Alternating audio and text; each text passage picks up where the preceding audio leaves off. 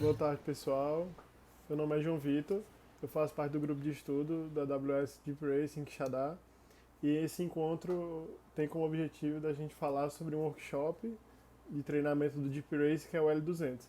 Ele vai apresentar para a gente o Deep Race Pro, que é uma funcionalidade extra, uma ferramenta extra que o Deep Race oferece, que a gente pode ter mais controle sobre o nosso modelo, sobre o nosso carrinho e começar a realmente colocar a inteligência artificial e ter alguns controles mais específicos, né, de IA no nosso modelo para melhorar o aprendizado do carrinho, né? E aqui na reunião também, que a gente vai deixar gravada, está o professor João Marcelo. Pode ficar à vontade para apresentar, professor. Beleza, pessoal, né?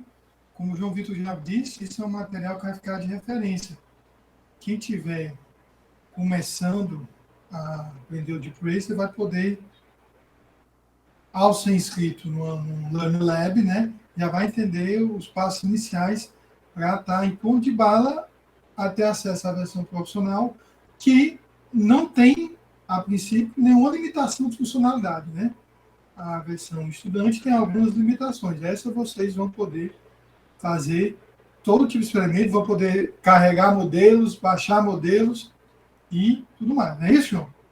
Exatamente, professor. Perfeito. Então, quem vai seguir mais é o João. E tá aqui também o Levi e a Maria Luísa com a gente. O Levi já tem experiência do Deep Race, também está aqui ajudando. E a Maria Luísa também é uma aluna do grupo de estudo, que qualquer dúvida que ela tiver aqui a gente vai estar tirando no momento para enriquecer mais o vídeo, né? E poder servir de um material para vocês. Assim como o Levi também pode contar assim qualquer dúvida que tiver. Vou espelhar aqui a tela para eles acompanharem.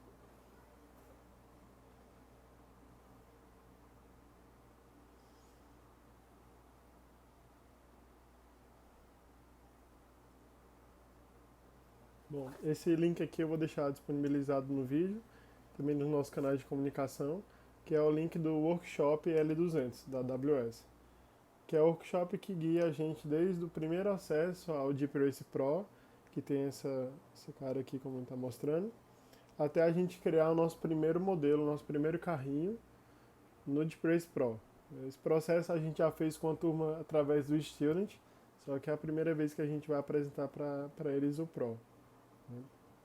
Então, uma vez que você chega no console da AWS, que a gente gravou um vídeo anteriormente que mostra como você chegar até esse passo, basta você procurar o serviço do AWS Deep Race, né, através do console.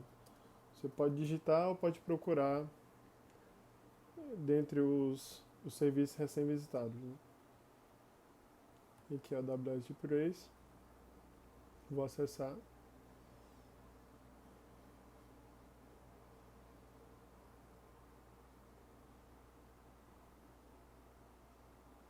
Tá? A primeira tela que ele apresenta aqui é uma tela de bem-vindo, de boas-vindas, que mostra pra gente o vídeo aqui introdutório sobre o Deep Race, sobre a liga. E também logo embaixo ele mostra as corridas que estão abertas, né? E a nossa posição no ranking, né? Aqui é o ranking do Brasil e o ranking da América do Sul. Aqui embaixo tem um cumulativo das pontuações e as corridas anteriores. Né? Isso porque todo mês acontece uma competição online com uma corrida específica, quer dizer, com uma pista específica no Deep Racing, que a gente pode estar melhorando o nosso carrinho, pode estar treinando ele para aquele cenário específico e competir com outros pilotos, né? E o mais divertido, eu acho que do processo é você estar ali vendo, ajustando o seu carrinho, melhorando, vendo o que precisa ser refeito, o que precisa ser continuar, né? Continuar bom. Mas essa aqui é a tela inicial, né? E o treinamento ele vai mostrar isso pra gente, vai mostrar aqui essas primeiras partes. E aqui à esquerda a gente tem um série de menus com algumas opções cerca como é que qual é a liga do mês, né? Qual a liga que está aberta? É essa liga aqui. Mas se a gente quiser criar a nossa própria liga, a gente também tem essa autonomia, né? Assim como criar uma corrida aberta para todos ou uma corrida somente para estudantes, o console ele oferece assim, esse poder extra que o serviço do estudante ele não oferece para a gente. E o passo aqui do workshop, o segundo, ele pede para a gente configurar o nosso perfil de corredor. Por quê? Porque como a gente vai estar competindo com outras pessoas, é interessante haver alguma identificação, né? Então a gente consegue abrir aqui o nosso perfil e editar as informações, como mudar a região, mudar o nome, colocar o e-mail da premiação e também editar o nick aqui do piloto, né? Assim como aqui a skin do piloto. Então a gente tem essa opção aqui de fazer essa configuração para poder deixar algo mais personalizado, né? Dado que a gente configurou aqui o perfil do nosso piloto, a gente pode iniciar a criação do modelo, né? Que é um pouquinho diferente do Student. E é o passo aqui do tutorial. A gente criar o nosso primeiro modelo, né? Ele apresenta aqui pra gente a página que mostra a lista dos modelos primeiro. A gente consegue ter essa visualização para ver qual foi o nome do modelo que eu treinei, né?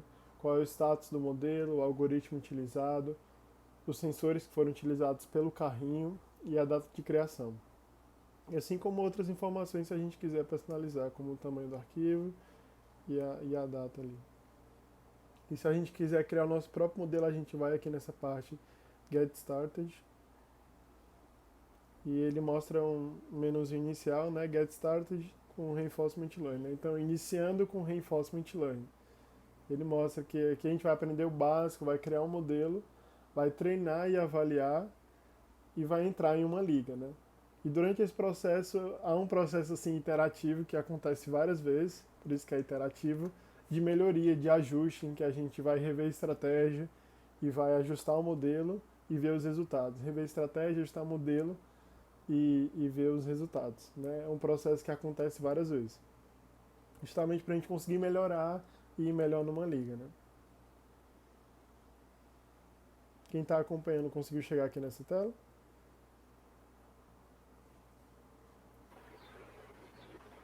Eu sim, né?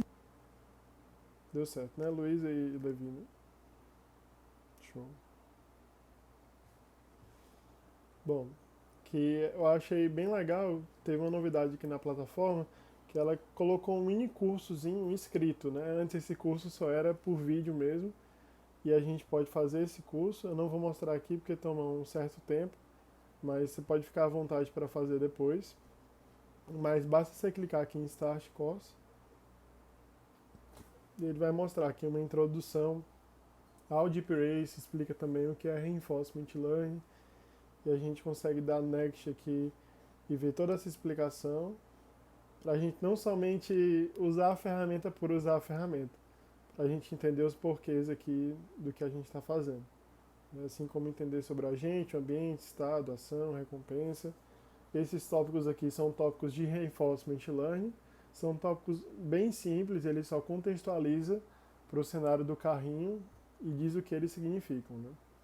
E eu recomendo fortemente você fazer depois, né? Isso aqui não vai atrapalhar, não fazer isso agora, não vai atrapalhar aqui o andamento do nosso workshop, mas é importante que para haver um entendimento mais profundo vocês consigam fazer isso aqui depois, né? Assim como eu explico alguns pontos de hiperparâmetro, a função de recompensa, ele traz toda essa explicação aqui mais detalhada, né? Dado que a gente fez o curso, que fica aí de tarefa para vocês fazerem, a gente consegue criar o nosso modelo, né? Que é o ponto, assim, o maior foco do workshop, né?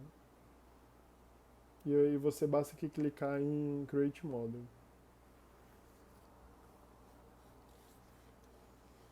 Pronto. A primeira tela que ele abre é só uma tela de apresentação, que fala que no aprendizado por reforço do AWS Deep Race, o agente, que é o carrinho, aprende do ambiente, que é a pista, né? Através da interação com ela, e recebe recompensas para fazer ações, tomar ações específicas, né? E o processo de treinamento do modelo vai simular múltiplas experiências do carrinho, então ele vai fazer muitos testes ali para saber os possíveis caminhos, né? Com o objetivo de encontrar uma política que aí a gente já acaba entrando em alguns pontos do Reinforcement Learning, que vai maximizar a recompensa, né?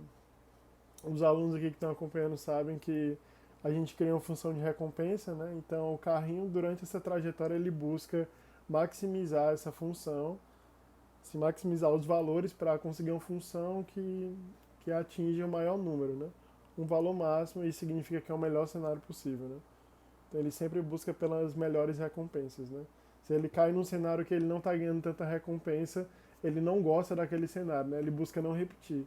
Mas se ele encontra um cenário em que ele vai ganhando muitas recompensas, ele vai repetir aquele comportamento, né? E é assim que ele aprende, né? E vai iterando e fazendo isso inúmeras vezes, né? Aí aqui ele fala que depois do treinamento, a gente vai ser capaz de avaliar a performance do modelo em um novo ambiente, né? E fazer o deploy, colocar esse modelo em um carrinho físico, né? Que foi justamente o que a gente fez na Feira do Conhecimento, né? A gente baixou os nossos modelos e colocou ele num carrinho físico e submeteu ele a uma corrida, né? Só que no nosso caso não foi uma corrida virtual, foi uma corrida mesmo real, né? Então aqui, dado só essa parte introdutória, a gente já pode prosseguir aqui para algumas coisas mais específicas. A gente consegue de início definir o nome do nosso carrinho, né? O nome do modelo. E é interessante botar um nome significativo, que a gente vai criar vários modelos. E às vezes se a gente bater o olho no nome, é legal que a gente consiga diferenciar, né? Eu vou botar um nome não tão significativo, porque é só a nível de teste. Mas é importante vocês colocarem. Tem o modo Vivalas Loop, que é a pista da temporada. A gente consegue colocar alguma descrição. Por que é importante? Porque a gente vai escrever um código específico, né? Então, se eu quiser olhar para a descrição e me lembrar do que aquele modelo faz, fica mais fácil que olhar o código e muito tempo depois você tentar lembrar o que aquele código fazia, né? Qual era o objetivo, né? Vou botar aqui, seguir a linha do centro. Tá, modelo para o workshop, né? L200 também, se quiser, para o professor lembrar que fez, né? Boa, professor. Eu só dizendo que você podia colocar como descrição modelo para o workshop L200, Na né? descrição, né? Certo. Acho que o nome. Ele botou o nome, a pista, o nome, o modelo, ele só acha que só precisa ser único na sua conta, né? Pode ter várias pessoas com o mesmo nome de modelo. Acho que Pode, não pode. tem. Esse nome modelo aqui é só do usuário, né? Então a gente pode, Ah, não precisa se preocupar, né? O que é único é o nome do usuário, né? O nick que a gente define. Então, dado que a gente colocou o nome do modelo na descrição, a gente só precisa definir uma pista. E eu vou escolher essa pista aqui, Vivalas Loop, porque ela é a pista do mês, né? Na verdade não é a pista do mês, é a pista da temporada. A gente está no período de pré-temporada até março, né? Quando realmente vai começar as corridas que preparam para o Reinvent, né? Mas definindo aqui a pista, eu defini a Vivalas Loop, mas tem outras duas aqui disponíveis. Porém, se a gente clicar aqui em View More Race Tracks, ele vai mostrar uma série de pistas. E todas elas têm um design diferente, pessoal, porque é interessante que o nosso carrinho ele pode se sair muito bem em uma pista, mas se a gente colocar ele em outra, ele pode ser que ele não saia tão bem. Isso é porque ele aprende a dirigir em um contexto específico, né? E às vezes ele fica tão específico que se a gente mudar a pista ele vai muito mal, né? Mas de forma genérica ele é para sair mal em uma pista que ele não foi treinado. Isso é realmente João, esperado.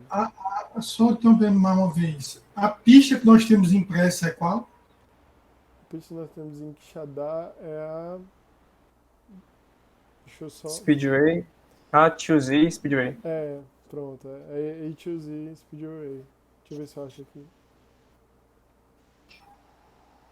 Eu acho que lá no começo, é a segunda. É a segunda? Eu acho que é. Nessa daí, Pronto, essa aqui é A2Z, é verdade. Sim mesmo. Tá bem aqui. Mas essa aqui é a pista que a gente tem no campus, né, de Quixadá. E a gente pode treinar também o nosso carrinho nessa pista. Aí quando a gente chegar lá no nosso campus, a gente coloca o carrinho para correr na pista que ele foi treinado, né? Essa é a estratégia que deveria ser seguida, né, para esse contexto. Mas eu vou escolher aqui a Vivalas porque eu quero botar o carrinho na liga, né? Mas dado que a gente escolheu a pista, a gente pode descer aqui. Tem muitas pistas, se eu não me engano são 23. Aí a gente pode colocar algumas tags aqui. só para identificar, criar uma labelzinha no nosso modelo. Clicar aqui em Next. Pronto, dado que a gente escolheu a pista, botou o nome no carrinho, a gente vai agora escolher o tipo da corrida. Por que o tipo da corrida, né? No estilo a gente só tem time trial, né? Porque toda corrida a gente assim, corre contra o tempo, né? A gente foca em completar, assim, a gente foca na volta mais rápida, né? Do que o nosso carrinho pode fazer numa pista, né? Ou a volta mais rápida, ou as 3 voltas, e escolhe a mais rápida. Porque o Deep Race do Student só tem essa opção. Só que se a gente for aqui para o Pro, a gente consegue ver que tem mais 2 opções, que é o que ele assim, evita bater em objetos, e esse head-to-head é quando você corre com outro carrinho, né? Então tem essas outras 2 categorias. Então a gente pode treinar o nosso carrinho para desviar de objetos, como a gente pode treinar o nosso carrinho para correr contra outro carrinho, né? Aí vai ser uma pista um pouco maior, com duas faixas, que vão ser 2 carrinhos um contra o outro, né? Assim, deve ser muito divertido, né, também. Só que a gente vai colocar aqui o Time Trial, a princípio, mas você pode testar tanto esse que desvia de objetos, como esse aqui que corre contra outro carrinho, né? Então tem essas 2 opções. Lembrando que o carrinho que a gente tem no campus, ele consegue carregar modelos nesses outros duas modalidades, porque ele tem o sensor lidar, né? Exatamente. Ele consegue detectar. Mas a gente só tem um carrinho, então não daria a gente fazer, por exemplo, o contra, né? Não daria, né? Mas o que podemos, desvia de objetos já dá para ser feito, né? já daria. Então, mas a princípio a gente vai escolher Time Trial, só que a gente pode escolher qualquer uma das outras 2 aqui. Aí, dado que a gente escolheu o tipo de corrida, a gente vai escolher o algoritmo, né? A princípio, aqui é a mesma coisa que o Student. O Student, tanto a gente pode usar o PPO como o SAC, só que a gente vai usar o PPO porque, de forma bem geral, ele é superior, no nosso contexto, ao SAC, né? Ele consegue trabalhar melhor com aquela corrida específica. Ele não usa tanto aprendizados anteriores, o PPO, né? Só que para a gente entender melhor isso também é interessante que a gente faça o curso, que a gente vai disponibilizar para vocês também. Tem uma pessoa aqui pedindo para entrar. Guilherme. Sérgio, deixa eu só ver se eu entendi. O PPO, ele só usa informação daquela corrida. E o saque pode usar de outras corridas ou não é bem A isso? forma que o PPO aplica o aprendizado, ele não reaproveita tanto aprendizados anteriores, e assim, de forma geral. O PPO. O SAC, ele já consegue usar uma série de aprendizados para tomar uma nova decisão com base no que ele aprendeu assim de forma muito grande. Tipo, o SAC ele tem que aprender muito para ele conseguir assim, tomar uma boa decisão. O PPO com menos dados, com menos aprendizado, menos cenários antigos, ele consegue ter um desempenho melhor, entendeu? Então, assim, o Certo. SAC ele precisaria ser mais treinado, Então, lembrando, de forma gente, geral, né? então o saque para funcionar legal teria que ter treinamentos mais longos, que acarretam maiores custos, né? Exatamente. Então vamos de PPO mesmo. É. Mas, beleza, dado que a gente escolheu o algoritmo, o PPO, porque a princípio ele trabalha melhor com menos dados, aqui até agora é idêntico ao Student, né? Só que se a gente clicar aqui em hiperparâmetros, a gente consegue escolher outros valores que não eram disponíveis do estudante, né? A princípio pode dar um certo susto, porque são nomes diferentes, mas são nomes relativos a Deep Learning de forma geral, que fazem parte de um modelo de Deep Learning. Então é interessante que a gente consiga entender assim, o porquê eles existem, porquê eles são usados, porque isso é uma ferramenta a mais que a gente consegue melhorar o nosso carrinho, né? Além da função de recompensa, a gente consegue ter esse controle extra. E a gente vai estar conversando sobre esses hiperparâmetros ao decorrer dos encontros do grupo de estudo, né? O objetivo de hoje não é passar por eles, mas é mostrar que eles existem. A gente pode controlar esse gradiente batch size, número de épocas, learning rate, entropy, count factor, o tipo de loss, número de experiências. São uma série de termos aqui que a princípio podem assustar, mas eles fazem parte de um modelo de Deep Learning. Então, já é um incentivo para a gente estudar Deep Learning, porque para a gente conseguir melhorar o nosso carrinho, assim, diferente do que a maioria faz, que só é mexer no algoritmo, a gente precisa estudar um pouquinho mais, né? Então é um certo incentivo. Só interrompendo novamente, Pode eu falar. nunca estou seguindo também agora. Se você mudar de PPO para SAC, como muda os modelos, muda os hiperparâmetros, né? Muda, muda. Bem lembrado, Entendeu? professor. Ele apareceu esse saque alfa e não deixa a gente controlar o número de experiências. Então você já nota que realmente são dois modelos, né, Dois, diferentes. dois algoritmos diferentes. Em outros momentos explorar isso aí, né? Exatamente. Bem lembrado, professor. Eu tinha lembrado O dessa. Guilherme está com a dúvida? Não. Tá com.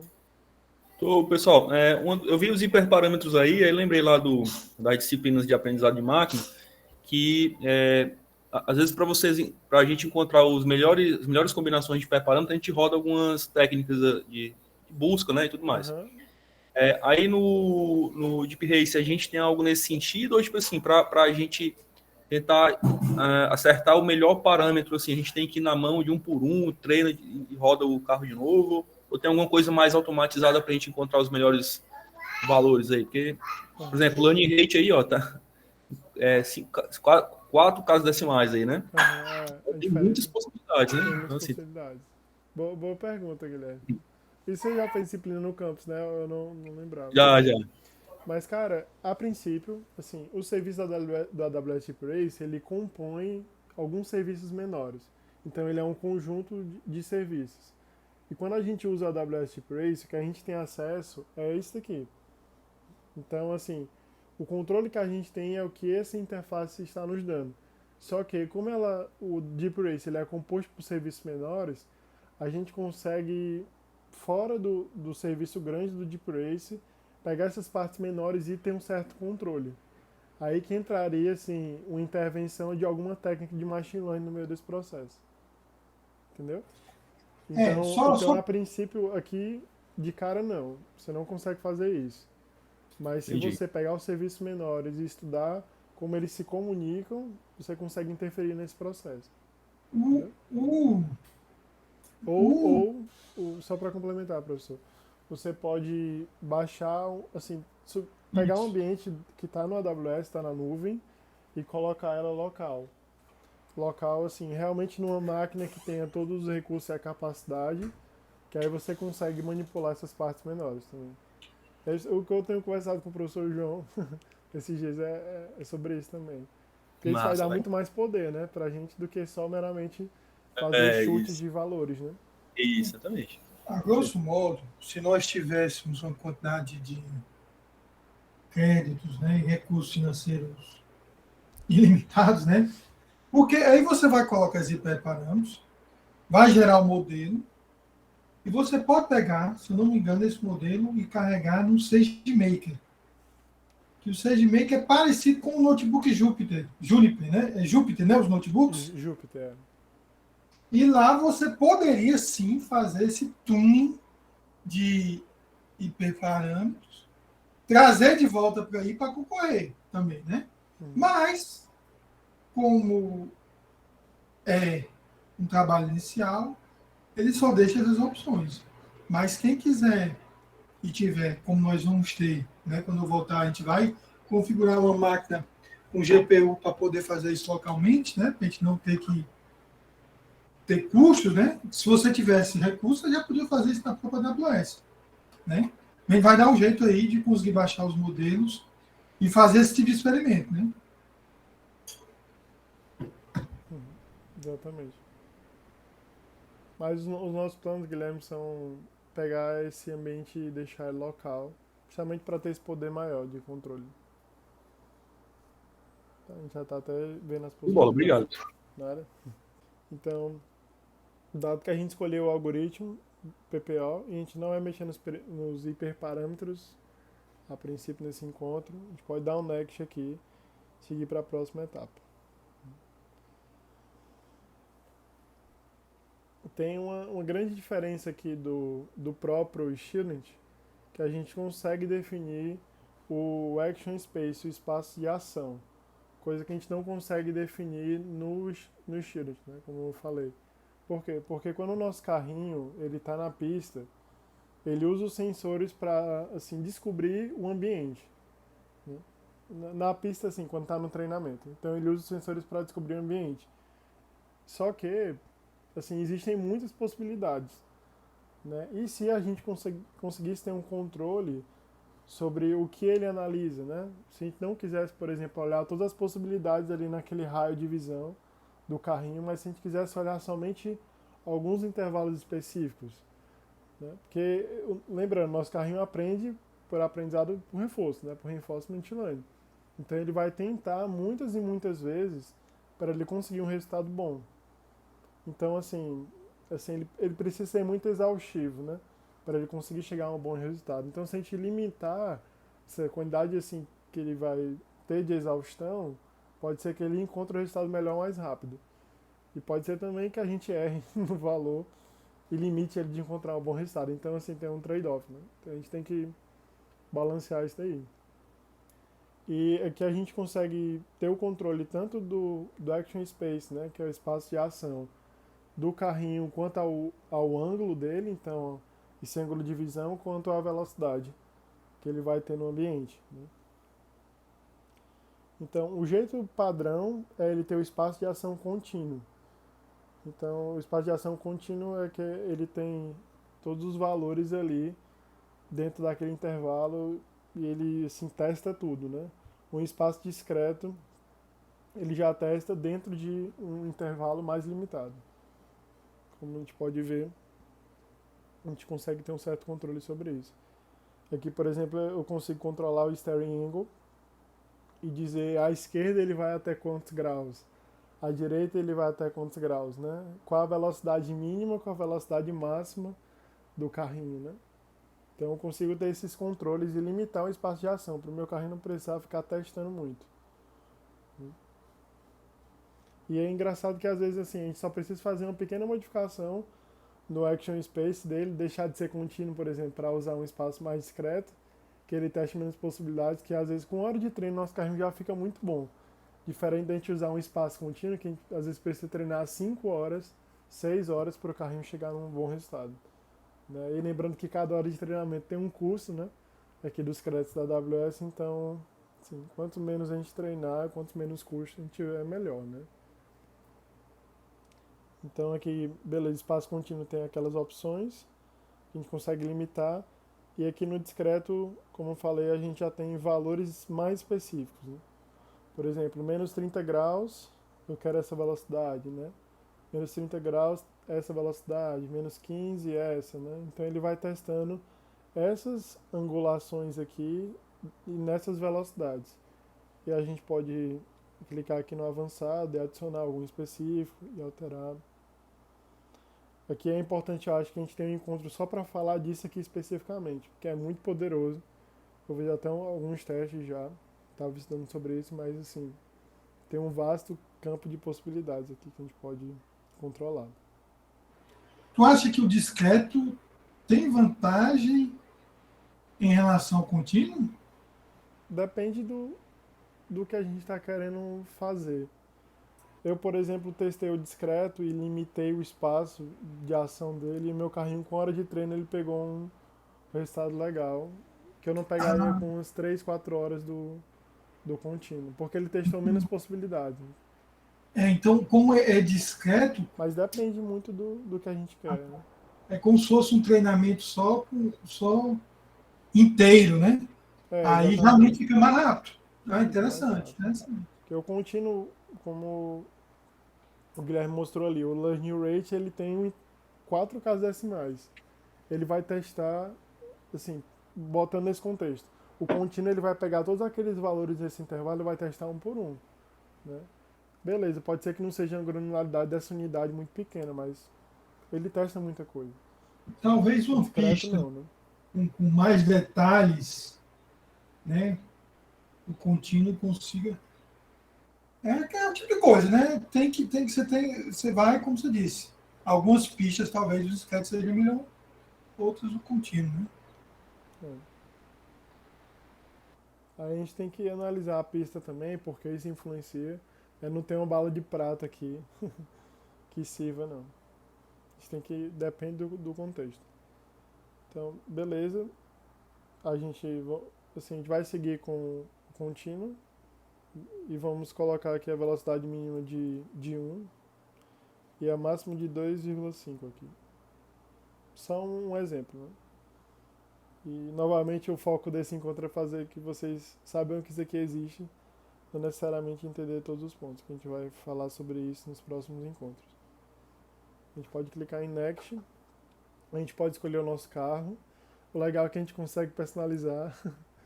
Aqui é o carro original que vai estar sendo mostrado para vocês, só que vocês conseguem criar outros e personalizar a cor, escolher o carrinho o Evo ao invés desse modelo aqui do carrinho. Eu personalizei o meu ontem, só pintei ele de vermelho aqui e coloquei o nome de Relâmpago Marquinhos, né?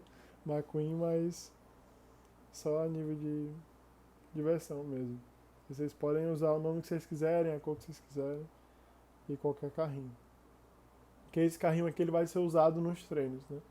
Ser usado no simulador. Então vou clicar aqui em Next, dado que eu escolhi o carrinho.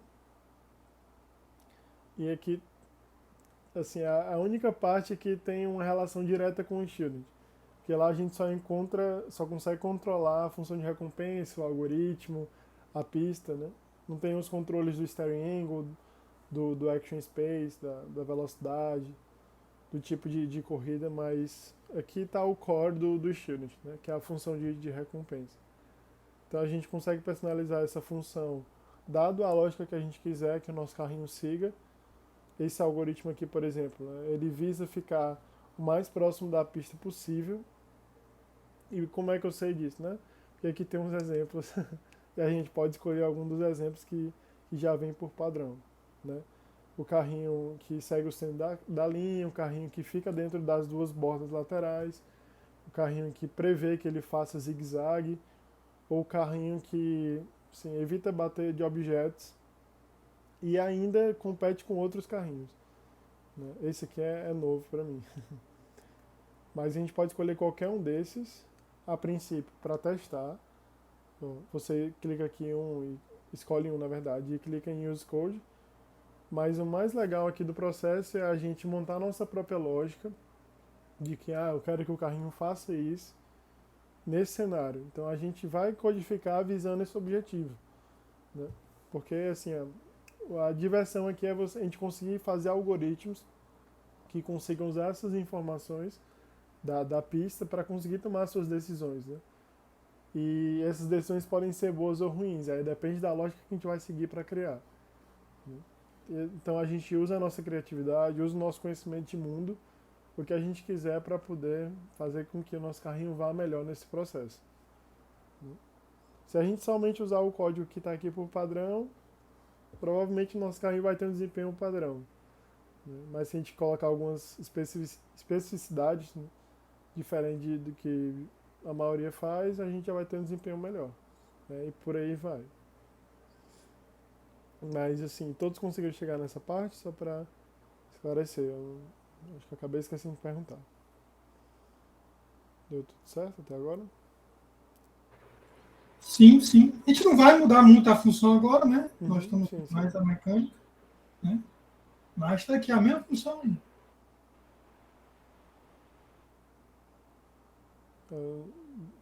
Talvez seja, Guilherme. Nem tinha visto essa mensagem. Verdade, talvez uma pista mais linear, discreto, seja bem. Seja muito bem, né? Mas qualquer dúvida, pessoal, pode interromper, viu? O objetivo é vocês perguntarem mesmo. Então, a gente já conversou sobre muitas possibilidades aqui de algoritmos nos encontros ano passado.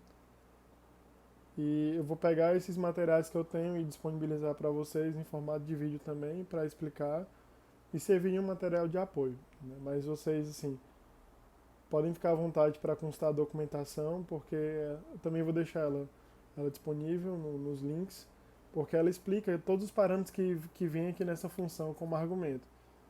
Aqui, por exemplo, ele só utiliza 2, né? Só usa a largura da pista e a distância do centro do carrinho para o centro da pista, né? Que é esse distance from center. Só que a gente pode usar qualquer outro, como speed, como steering angle, como os waypoints, que aí é outro mundo assim de possibilidades. Então a gente pode usar como a gente quiser, né? A gente consegue editar aqui também dentro. O importante é que depois que a gente colocou a função aqui, a nossa, a gente clica aqui em validar. Ele vai validar se a função pode ser usada ou não. Isso aqui é importante. A gente não consegue seguir se a gente não validar. Aqui tem as condições de parada, que basicamente é o tempo de treino. Né? A gente vai colocar um tempo de treino aqui para o nosso carrinho, que ele vai passar esse tempo todo, nesse caso aqui, em minutos, 60 minutos, experimentando e descobrindo a pista. Então ele vai ficar testando todos os possíveis caminhos e vai sempre dar recompensa para esses testes, né? E quando ele para de testar? Ele para de testar quando ele sai da pista ou quando ele dá uma volta na pista. Então ele vai fazendo esses testes e vai recebendo recompensas. E vai fazendo isso assim, de N vezes até encontrar o cenário, dado o tempo de treino aqui, que ele consiga assim, o melhor caminho, um caminho que ele ganhe mais recompensas.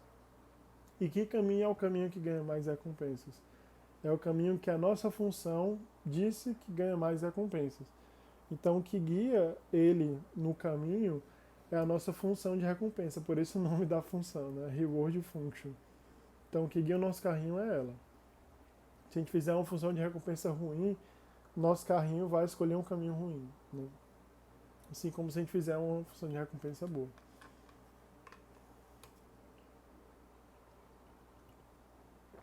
Só uma água aqui. Mas a gente vai deixar 60 minutos porque é um tempo bom pra gente testar e já ter uma noção. E aqui a gente pode submeter o nosso carrinho para uma corrida. Como eu falei lá no início, vocês escolhem uma pista que vocês vão querer treinar o seu carrinho. Com o objetivo de quê? Do carrinho ser avaliado e ir para uma liga, ir para alguma competição. Então a gente pode escolher submeter ou não o nosso carrinho aqui em uma pista. Nesse caso eu coloquei que eu quero submeter e vou escolher uma pista. Nesse caso é a pista que está aberta no mês, né? Aí, dado que a gente fez isso, basta a gente criar aqui um modelo e seguir aqui no processo, né?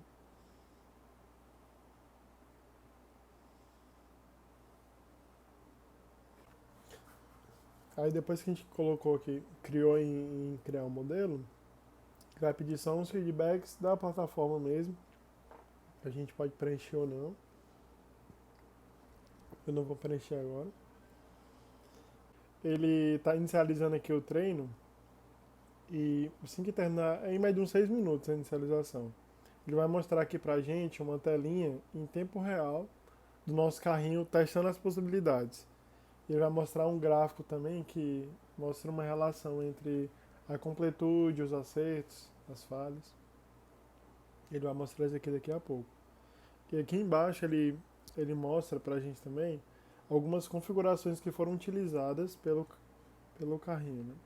Como por exemplo o tipo de corrida, o tipo da pista, qual é a pista, a direção.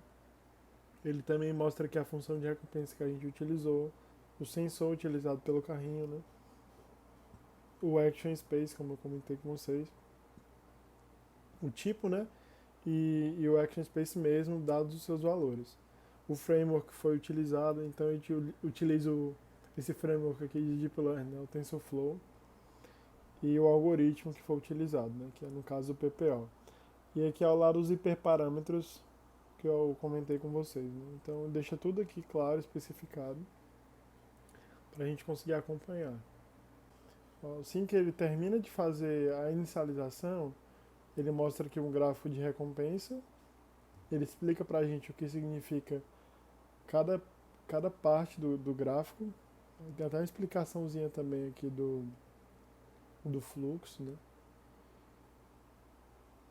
Mas ó, ele está dizendo o que significa os hiperparâmetros de interação, a linha do melhor modelo, a recompensa a recompensa primária que é o eixo Y, a porcentagem de completude da pista, as interações que é o eixo X e a média das recompensas, né?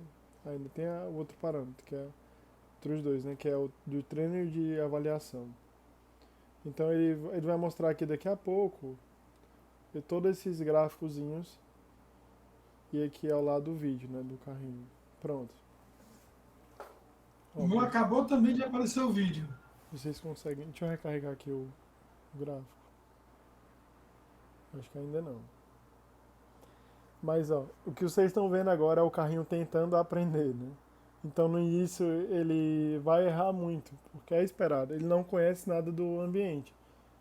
Mas à medida que ele for correndo mais não, né? À medida que ele for experienciando, assim, essas novas situações, ele vai aprendendo a dirigir. Né? E o que está guiando ele a tomar essas decisões que sejam melhores é a nossa função de recompensa. Então, a função de recompensa tem uma grande importância nesse processo, mas também aqueles hiperparâmetros do modelo. Aqui, ó, por exemplo, ele está mostrando um pontinho porque ele ainda fez poucos testes, só fez uma única interação.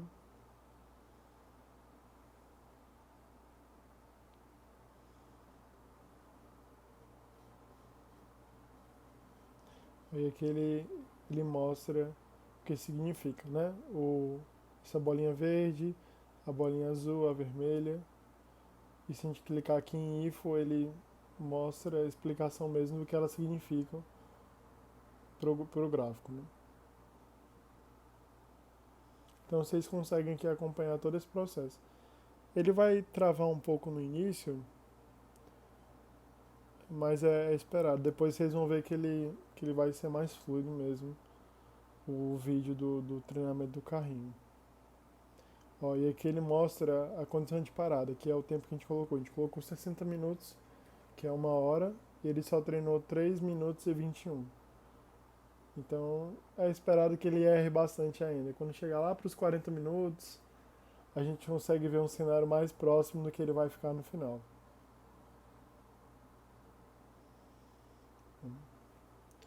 Só contextualizando um pouco, né? Esse vídeo aí, essa tela, né? Eles são vários serviços da AWS trabalhando em conjunto, né? Quem cria esse ambiente virtual aí, que o carrinho está correndo, se eu não me engano, é um serviço chamado RoboMaker, que permite você criar ambientes virtuais, né? Aí o pessoal cria uma pista, mas você poderia criar uma sala de aula, seja o que for, né? E ele transmite essas informações via o Kinesis, né?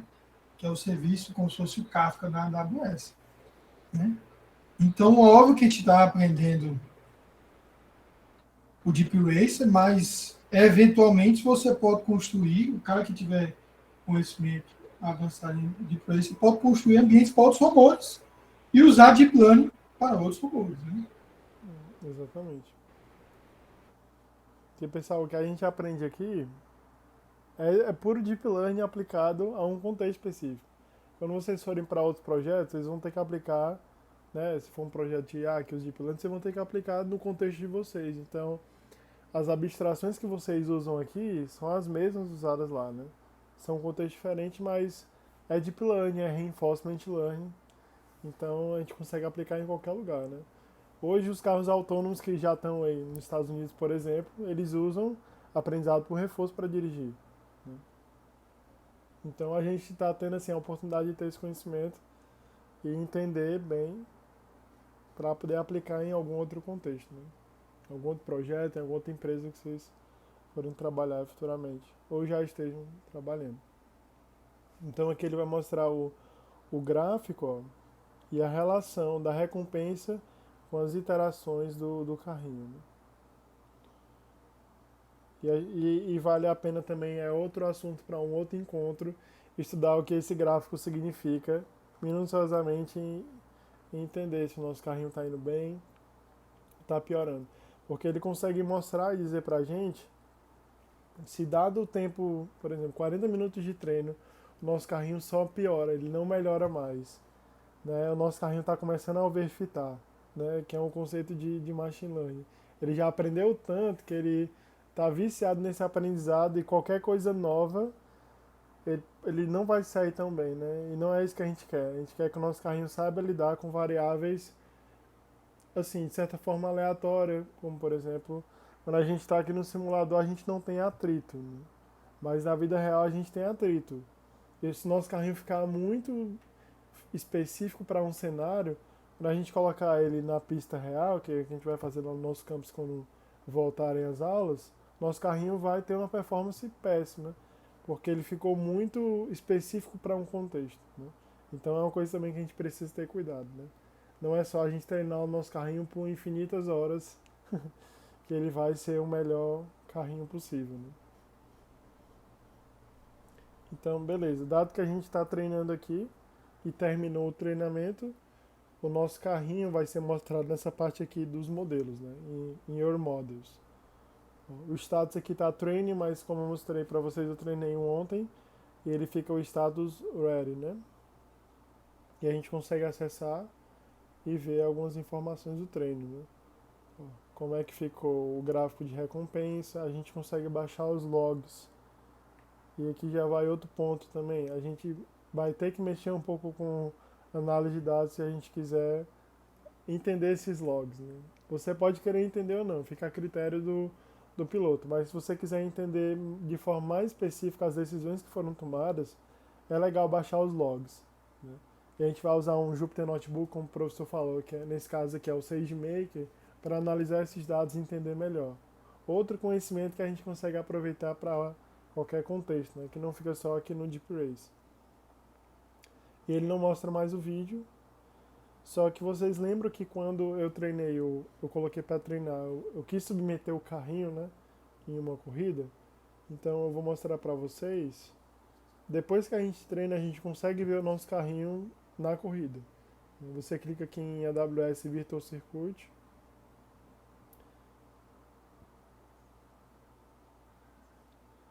E eu consigo ver aqui o rank, né? Eu vou clicar aqui em View Leaderboard. Se eu quiser submeter o meu novo carrinho, eu clico em Race Again. Então ele vai pegar um carrinho, por exemplo, se eu não marquei submeter na liga, porque eu não quero submeter agora, né? Eu posso clicar em Race Again e submeter esse carrinho em outro momento, posteriormente, né? Mas eu vou clicar aqui em View Leaderboard para mostrar para vocês como é que fica o carrinho depois de ter submetido ele, né? Aqui foi um modelo de teste. Aí ele mostra o que é muito, muito legal e divertido. Ele está dizendo aqui que o Guga ele está com 12 segundos, né, quase 13 segundos de tempo nessa pista. E o meu ranking aqui está 4 de 9. E a minha distância para o primeiro lugar está 11 segundos. Então já sei que se eu melhorar uns segundos aqui no meu carrinho e o Guga se manter, eu vou passar o Guga, né? E é legal, gente, porque assim, isso incentiva o aprendizado, de certa forma. Porque eu vou vendo, fulaninho tá com um tempo melhor. Como foi que ele fez isso? Como foi que ele conseguiu bolar essa estratégia que está superior à minha estratégia? E a gente consegue ver o vídeo do carrinho do Guga, né? O que é legal, a gente consegue analisar, olha, o carrinho estava indo dessa forma, nesse cenário. Talvez ele tenha feito isso, né? Então é bom que já assim, a gente consegue usar para ter uma base. Como, por exemplo, aqui eu posso ver o vídeo do primeiro lugar do mundo, né? Que é esse Ross aqui. Olha o carrinho dele, gente. É um carrinho um pouquinho diferente, né? E bem mais bem mais esperto, né, por assim dizer. Exatamente. Olha essa curva aí que é complicada, ele tira de letra, né? Se você piscar aqui, o carrinho dá uma volta, né? Mas olha, gente, a gente consegue ver que o carrinho dele tá ótimo. Mas por que o carrinho tá ótimo, né? Agora bora ver o nosso vídeo, né? Aqui esse Race Leaderboard é o ranking geral, mas a gente consegue aplicar alguns filtros, como por exemplo por região, América do Sul, ou até mesmo por país.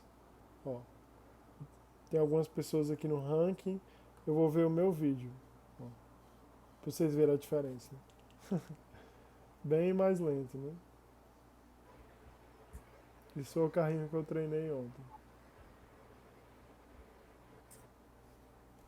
Aqui ele mostra as voltas, o tempo da corrida. Esse reset aqui é quantas vezes o carrinho saiu da pista. Por que é importante, né, saber quantas vezes o carrinho saiu da pista? Porque cada vez que o carrinho sai, ele toma uma penalidade de 3 segundos no tempo. Então isso influencia o tempo do nosso carrinho no ranking, né? E como a gente quer que o nosso carrinho ele suba no ranking, é legal que o carrinho não saia da pista para não tomar essa penalidade. Vocês percebem que ele fica um pouco assim, né, preso depois que ele sai na pista, né? O próprio simulador cuida de fazer isso. Ó, os 3 segundos.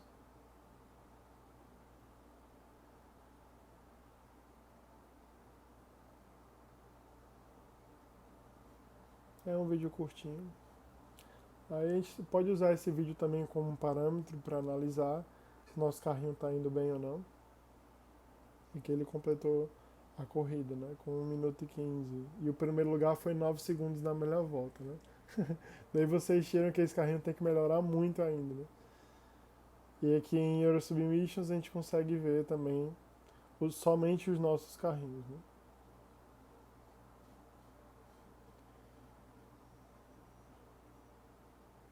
E voltando aqui para o Your Model, se a gente quiser ver novamente nosso carrinho está sendo treinado. Aqui o gráfico já está um pouco mais diferente, já tem 3 iterações. Olha o nosso carrinho aqui. Ele ainda vai errar muito, como eu falei para vocês. Eu acabei nem seguindo aqui o material, gente. Mas ele vai até essa parte que eu mostrei para vocês. Tem um ponto extra aqui sobre melhorar o nosso modelo. Isso aqui serve como um ponto para vocês verem depois, que ele vai explicar como é que a gente consegue melhorar, como os hiperparâmetros funcionam, o que é o Action Space, essas features aqui de recompensa. Que ele vai explicar detalhadamente alguns conceitos dentro do aprendizado por reforço, que servem de guia para a gente entender melhor os hiperparâmetros.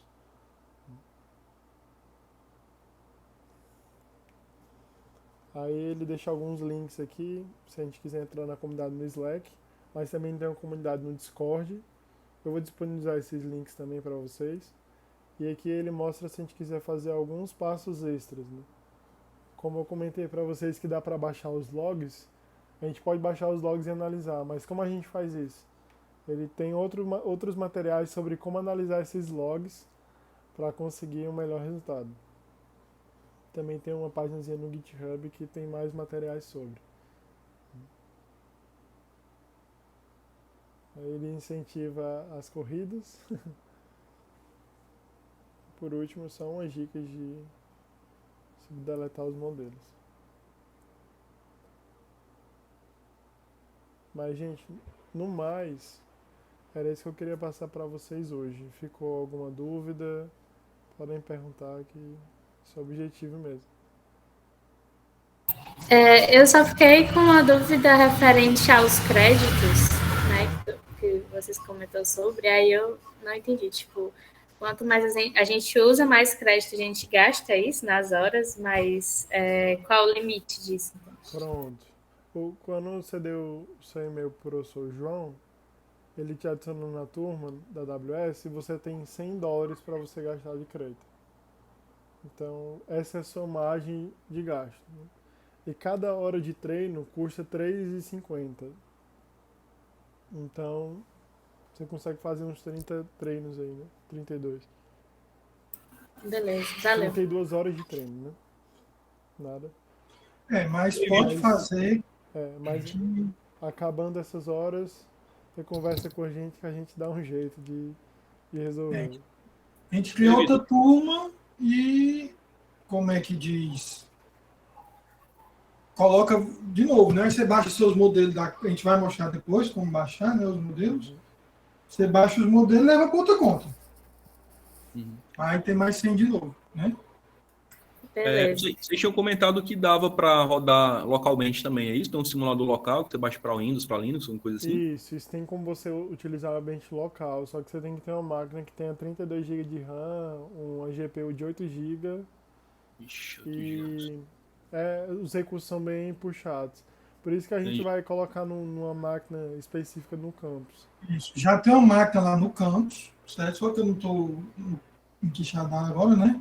Mas assim que começar o semestre, eu vou formatá-la, vou deixá-la disponibilizada, né? E a máquina tem essas características aí que o João falou. Agora, assim, dá para botar no notebook, tudo agora vai demorar, né? Para fazer Muito o lento, tempo. né? Entendi. Você não tem aquele controle, né? Como a gente falou. Vai ficar muito, muito lento e vai gastar também, acaba gastando eletricidade, né? Então, E paciência, viu?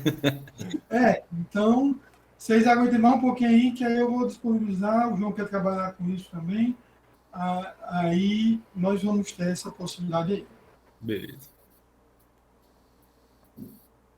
Mas ficou claro? Ficou mais alguma dúvida para vocês? Não, só esse mesmo. Show.